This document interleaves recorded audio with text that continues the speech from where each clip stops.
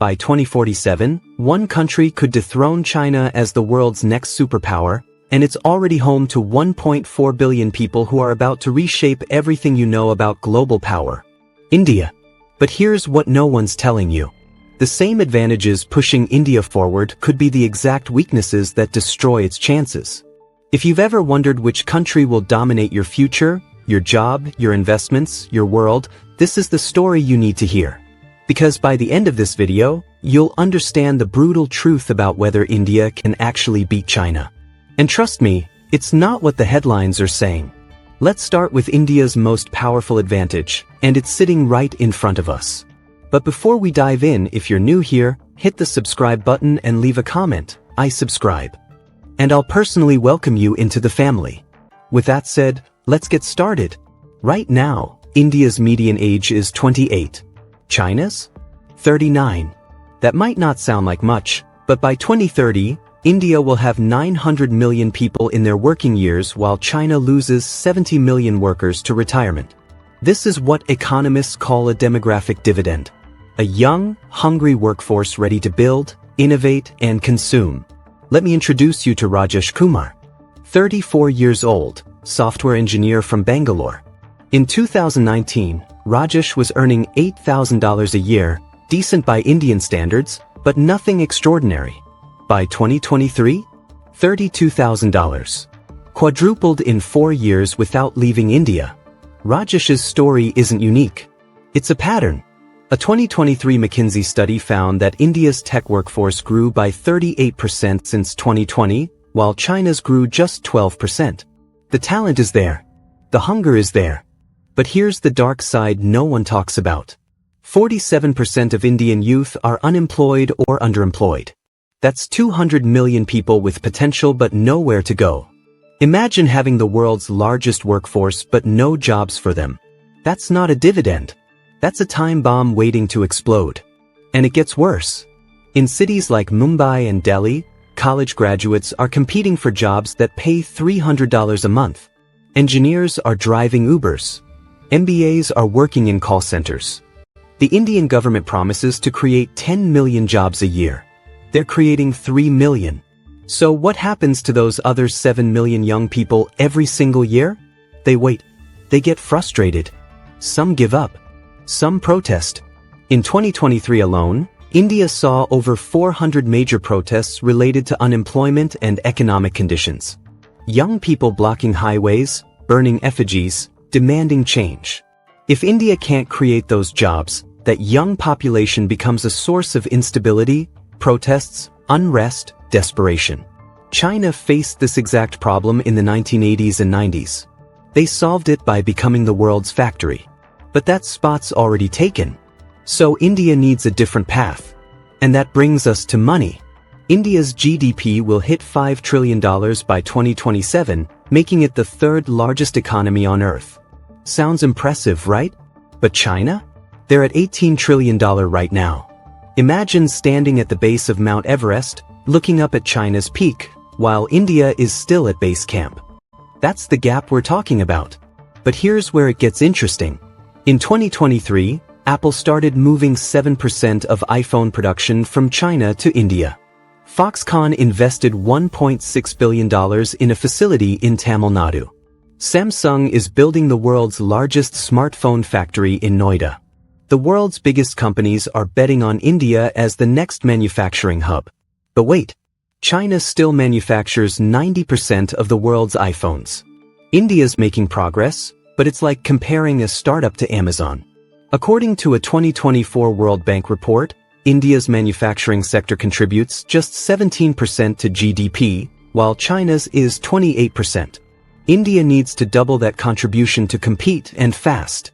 Think about every product you own right now. Your phone, your laptop, your clothes, your shoes. Check the label. Made in China, right? India wants that label.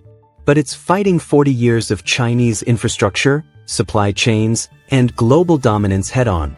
Let me paint you a picture of the infrastructure gap. In China, you can travel from Beijing to Shanghai, over 800 miles, in 4.5 hours by high-speed rail. The train reaches speeds of 217 miles per hour. In India, The same distance? 27 hours by train. And that's if there are no delays. China has 25,000 miles of high-speed rail. India has 32 miles. Roads in India take years to build because of land acquisition battles. Farmers won't sell. Courts intervene. Politicians get involved. In China, the government just does it. No questions asked. Power outages still hit Indian cities. In 2022, Mumbai experienced a blackout that shut down the entire city for 2 hours. The stock exchange stopped. Trains halted. Chaos. China hasn't had that problem in decades. This is the brutal reality. India is racing a competitor who's already crossed the finish line once. In 2020, China's export value was $2.6 trillion. India's? $290 billion. That's a 9-to-1 gap. But here's the twist. The gap is actually India's opportunity. Because while China's costs are rising, India's staying cheap. A factory worker in China now earns $800 a month. In India?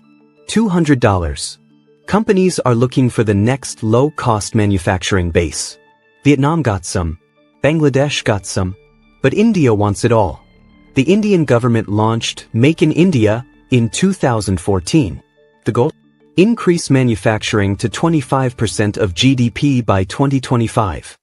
They're at 17%. They're behind schedule. But they're trying. Tax incentives for foreign companies. Easier business regulations. Dedicated manufacturing zones. And it's starting to work. Between 2020 and 2024, foreign direct investment into India's manufacturing sector jumped 87%. But here's where India has one weapon China doesn't have, and it could change everything by 2047. What if I told you that India's weakness, its chaotic, messy democracy, is actually its secret superpower? Let me introduce you to Priya Sharma. 29 years old, entrepreneur from Delhi. In 2021, Priya launched a fintech startup with 2 co-founders. They had an idea: make microloans accessible to rural women using just a smartphone. No paperwork. No bank visits. Just a phone and an idea. By 2024, she raised $12 million from global investors. Her company now serves 3 million users across Southeast Asia.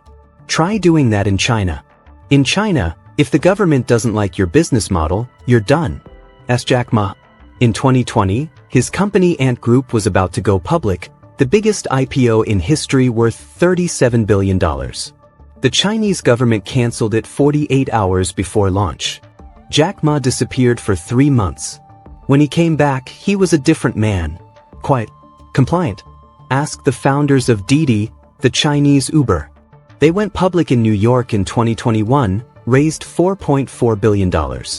2 days later, the Chinese government launched a cybersecurity investigation. Didi's stock crashed 50%. They were forced to delist. China's tech sector lost $1.1 trillion in value after Xi Jinping's 2021 crackdowns on Alibaba, Tencent, Didi, and dozens of other companies. India? Its startup ecosystem grew by 110% in the same period.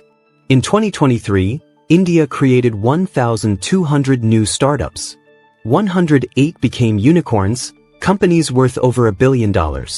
If you're an investor, a creator, or someone who values freedom, this matters. India's democracy means unpredictability, yes. Bureaucracy, corruption, yes. But it also means opportunity. You can sue the government in India and win. You can protest. You can start a business without fear that the state will seize it tomorrow because the leader didn't like what you said. That's why Priya's company thrived. That's why global capital is flooding into India. Venture capital investment into India hit $25 billion in 2023. That's more than the rest of Southeast Asia combined. But democracy has a cost, and it's a big one. India's infrastructure projects take 6 to 8 years on average. China's? 2 to 3 years. A highway that China builds in 18 months takes India 6 years because of protests, court battles, environmental clearances, and political infighting. The Delhi-Mumbai Industrial Corridor was announced in 2007. It's still not finished in 2024. That's 17 years. In China, they built the entire Three Gorges Dam, the world's largest hydroelectric project, in 17 years. Start to finish. So here's the question. Can slow-moving democracy beat fast-moving authoritarianism? That's the trillion-dollar question. But there's another factor most people ignore.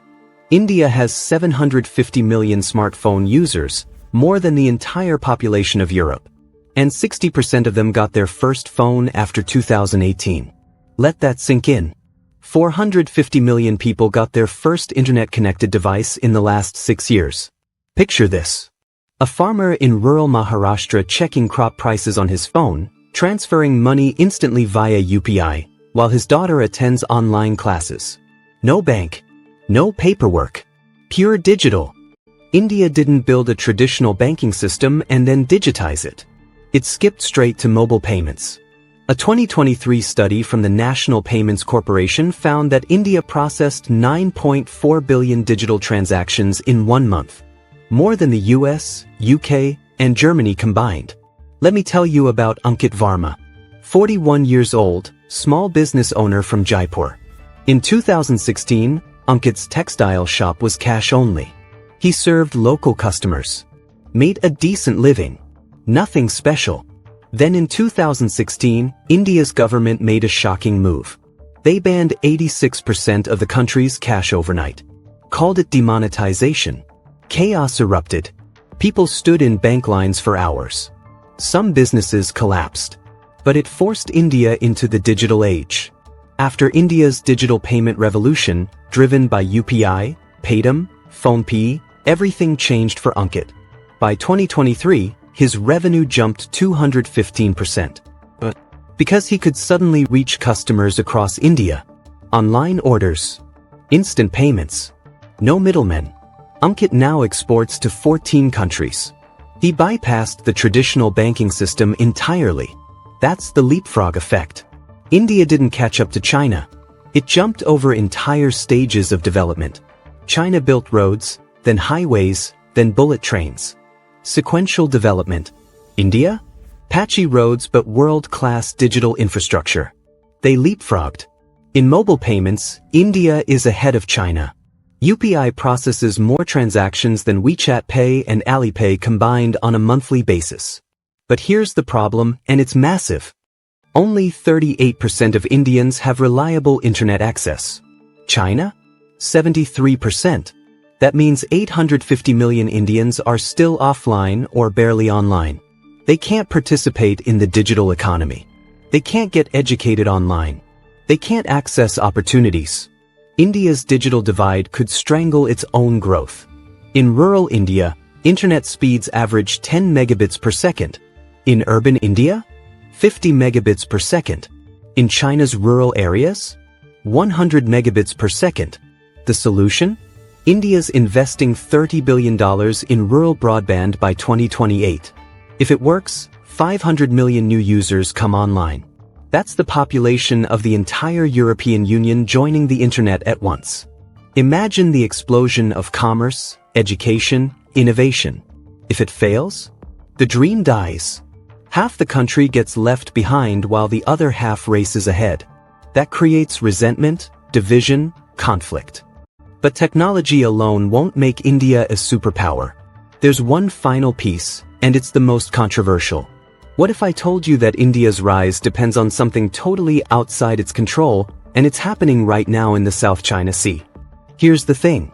Every major Western power is betting on India to counter China. The US, the EU, Japan, Australia. They're all pouring money into India's infrastructure, defense, and tech sectors.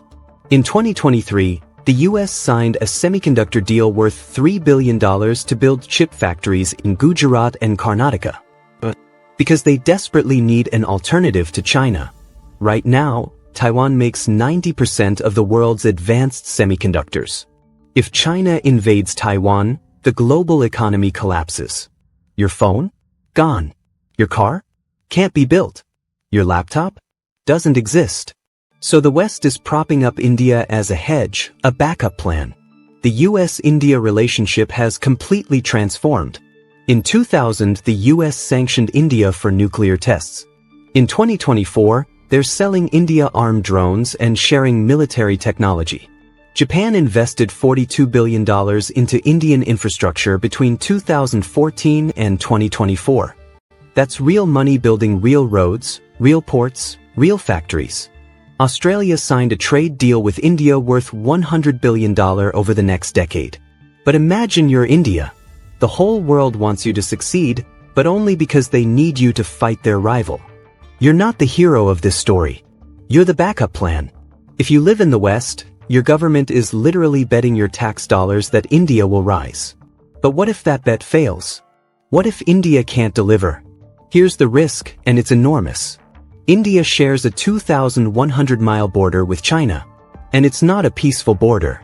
In 2020, Indian and Chinese soldiers clashed in the Himalayas. No guns, international agreements ban firearms in that area. So they fought with rocks, clubs, and their bare hands. 20 Indians died. An unknown number of Chinese soldiers died. Both sides refused to release the real numbers. The images were shocking. Soldiers with barbed wire wrapped around wooden clubs. Hand-to-hand combat at 14,000 feet altitude in freezing temperatures. Tensions are still boiling. Both countries have moved 50,000 troops each to the border region. They're staring at each other right now. A 2024 Pentagon report warned that border conflicts could derail India's growth by triggering regional instability, scaring off investors, and forcing military spending that drains economic resources. India spends 2.4% of GDP on defense. That's $72 billion a year. If that jumps to 4% because of conflict with China, that's an extra $30 billion not going to schools, hospitals, infrastructure. And here's the scarier part. China spends $230 billion on defense. India can't win an arms race. So India is stuck. It needs China as a trading partner. China is India's second largest trade partner, $135 billion in trade in 2023. But China is also India's biggest threat. It's like living next door to someone who's both your business partner and your biggest enemy. How do you navigate that? So here's the brutal question. Is India destined to rise, or is it walking into a trap set by global powers who just need a counterweight to China? Let's bring it all together. India has the youth. 900 million working-age people by 2030. The tech innovation. 1,200 startups created in 2023. The democratic edge. Freedom to innovate without state control. The backing of global powers. $100 billion in investment flowing in. But it also has unemployment. 200 million underemployed youth. Infrastructure gaps. 17-year highway projects. Digital divides. 850 million people barely online. And a hostile neighbor. China with 50,000 troops on the border. Can India beat China by 2047? Here's the brutal truth. Best case scenario? India becomes a $10 trillion economy, a tech hub, and a legitimate counterbalance to China. Not a superpower, but a major power. It won't have China's military might. It won't have China's manufacturing dominance. But it will have something China doesn't. Freedom, innovation, and soft power. Bollywood is already bigger than Hollywood in global reach. Indian CEOs run Google, Microsoft, Adobe, IBM. Indian engineers are at every major tech company. That's soft power. Cultural influence. Brain power. Worst case scenario? India fractures under inequality, religious tensions, and border conflicts. Its demographic dividend becomes a demographic disaster. Millions of unemployed youth with no future. Social unrest. Political chaos. India has 22 official languages. Multiple religions. Caste tensions. Regional separatist movements. If the economy doesn't deliver, those tensions explode. Most likely scenario? India rises, but differently. It won't replace China. It'll carve its own path. Democratic, digital, decentralized. A superpower in soft power, tech, and talent. Not military might. Think about it. China built its power through control. One-party rule. State capitalism. Infrastructure forced into existence. India's building it through chaos. Messy democracy. Entrepreneurial explosions. Protests and progress happening simultaneously. Which model wins? We won't know until 2047. But here's what excites me. India's story isn't written yet. Rajesh, the software engineer who quadrupled his income. Priya, the entrepreneur who raised millions. Ankit, the textile shop owner who now exports globally. They're writing it right now. And so are 1.4 billion others. China's story was written by the Communist Party. India's story is being written by its people. That's the difference. That's why this race is so unpredictable. So here's my question for you. Would you rather live in a superpower built on control or one built on chaos and freedom? Tell me in the comments. Team China or Team India? And if you're from India or China, I want to hear your side. What's the media getting wrong? And here's the real question no one's asking. What if neither becomes the next superpower? What if the future belongs to someone else entirely? Drop your guess below. I'll pin the most interesting answer.